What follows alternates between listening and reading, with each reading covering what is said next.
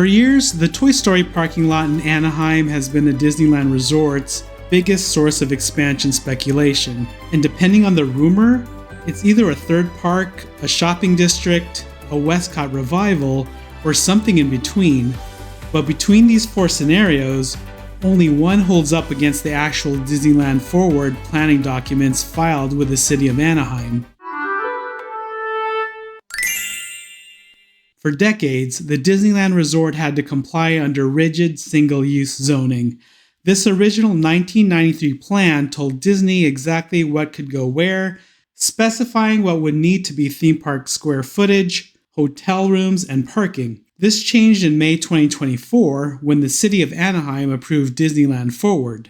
But DisneylandForward doesn't hand Disney brand new development rights. It simply let Disney redistribute entitlements it already held in other areas of the resort. In particular, the 74-acre parcel at 1900 South Harbor, also known as the Toy Story parking lot, is the last large, uninterrupted piece of land the resort has left, and can now be formally redeveloped as the Theme Park East overlay, though only 52.6 acres has actually been approved to be redeveloped.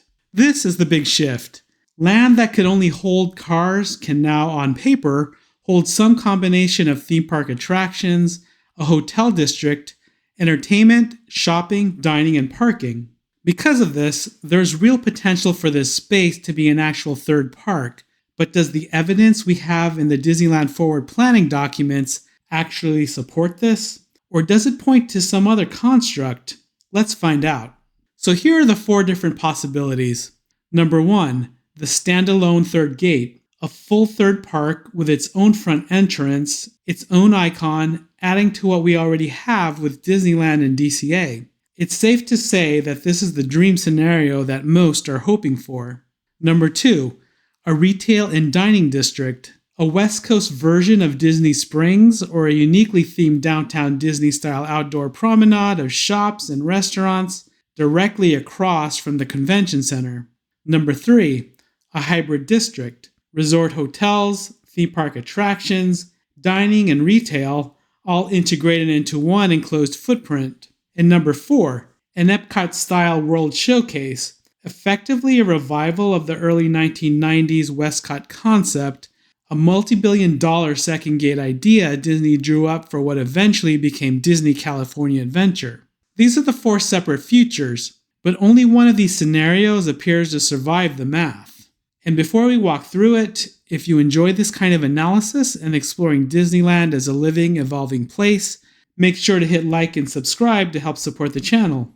Due to the proximity of the Toy Story lot, which we'll start calling the Theme Park East overlay, to establish residential neighborhoods and hotels, the city has imposed specific criteria to insulate the residential and hotel areas from intrusive noise and visual blight, which heavily restricts placement and design of potential attractions. Let's start with the noise. The approved plans have residential setbacks by how loud and how kinetic an attraction is.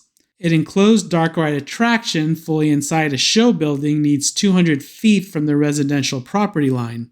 An outdoor family ride like Dumbo needs 400, and an outdoor thrill ride or a parade route needs 550 feet, behind a 30-foot sound barrier. The louder the ride, the more your 52.6 acres is taken up by the setback. Now let's look at the height rules. Interior structures cap at 170 feet, but at the setback line, you start at 75 and gradually build to the 170 max. And here's why this is problematic for a third gate scenario.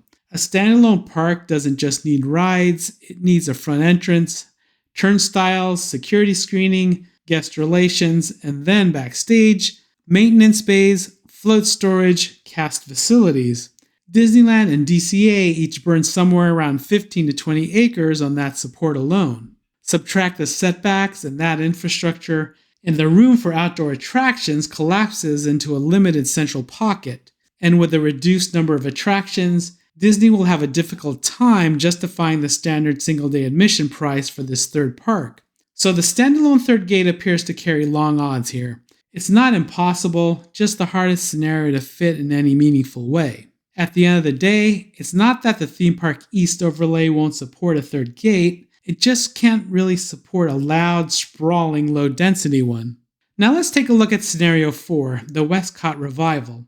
Starting with the footprint, Epcot's World Showcase wraps more than 100 acres around a lagoon, and if Disney builds a smaller boutique version, it needs to lean on the same magic: an open-air promenade, outdoor environment, a nighttime show over the water.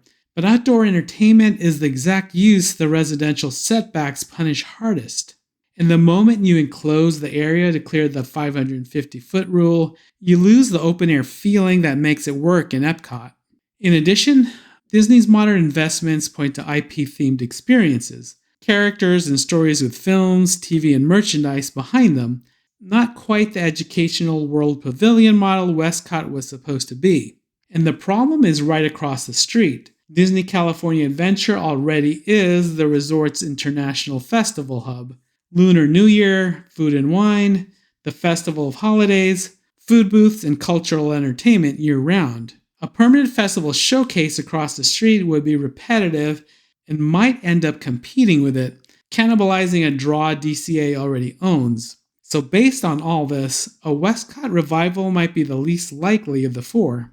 This leaves two more alternatives: a pure retail dining district or the hybrid. And the retail dining only scenario is quite feasible on its own. Low-rise shops and restaurants make almost no noise, clear every setback easily, and a Disney Springs across from the convention center would be a big draw for convention attendees, tourists, and locals.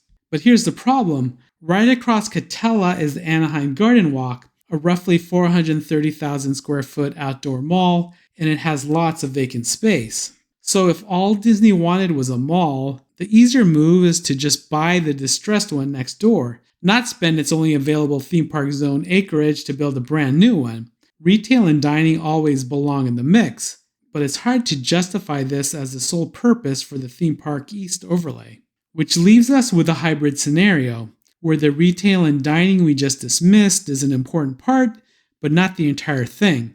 And the planning documents describe this version almost exactly. Under the Theme Park East overlay, Disney can place up to 840,000 square feet, or a little more than 19 acres, of theme park attractions and up to 3,348 hotel rooms here, with retail and dining mixed into the same footprint.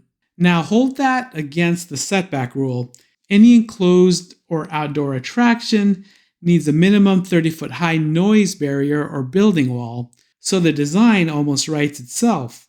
You line the eastern and southern edges, which are the sides facing the neighborhoods, with multi-story resort hotels.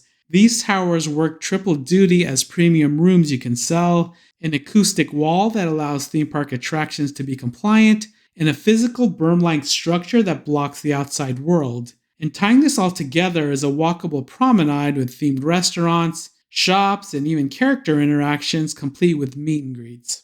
So picture the day. You wake up overlooking a Disney-themed land, take an elevator downstairs, step into a themed dining and retail promenade, take a photo with Mickey, and minutes later, be seated into an actual theme park attraction, all with no traditional front gate admission turnstile. But how would admission into the attraction work? Maybe it's included in your hotel stay, or maybe you need a Lightning Lane single pass, which is how non-guests would likely access the attraction. This overall model is almost similar to, but also a little different from Fantasy Springs at Tokyo Disney. This is really the microgate concept: themed lodging, dining, shopping, and attractions in one walkable footprint that bypasses the space-consuming infrastructure of a traditional standalone park. It's the most efficient way to utilize the 52 highly constrained acres, which is why the evidence leans here the most. Disney has even described it as a new kind of Disney entertainment, likely meaning it won't fit the pattern of the traditional models they use today.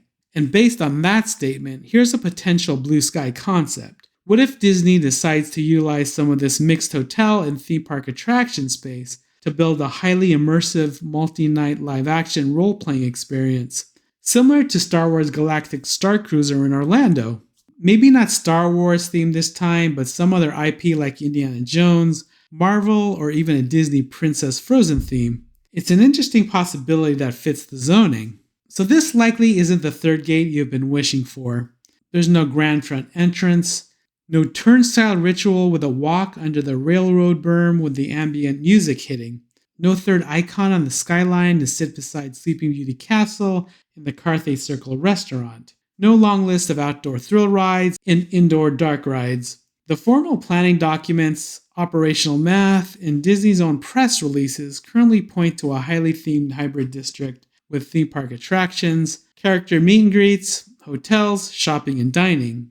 Either way, none of this is happening anytime soon. The whole timeline is gated by parking at the resort.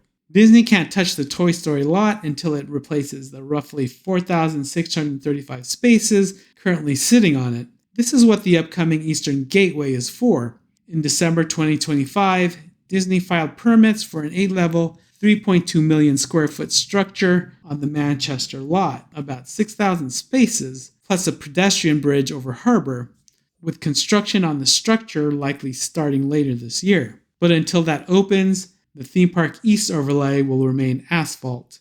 Based on this timeline, vertical work for the Theme Park East overlay won't take place until the early 2030s, with a grand opening in the 2034, 2036, or beyond timeframe. Quite a ways from now.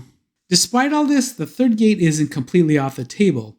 Disney hasn't officially closed the door on any of these scenarios, so those of you still hoping for an actual third park aren't wrong to keep hoping, but it might just carry the longest odds of the 4 options. So what do you think? Out of the 4 scenarios, which do you think is the most likely? Drop your take in the comments, and if you want more analysis of Disneyland's past, present, and future, don't forget to like and subscribe. I'll see you in the next video.